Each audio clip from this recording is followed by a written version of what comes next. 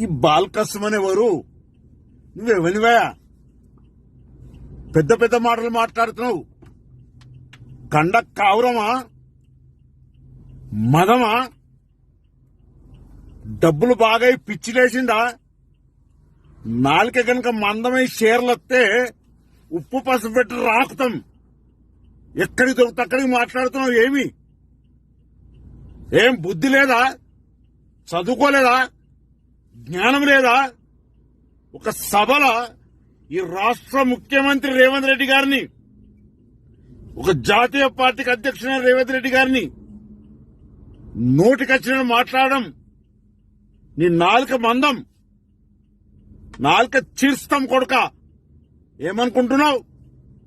ఈ తెలంగాణ రాష్ట్రాన్ని తెచ్చింది కాంగ్రెస్ పార్టీ. మేం పార్లమెంట్ నుండి కొట్లాడి తెచ్చినాం, బిల్లు పెట్టించినాం.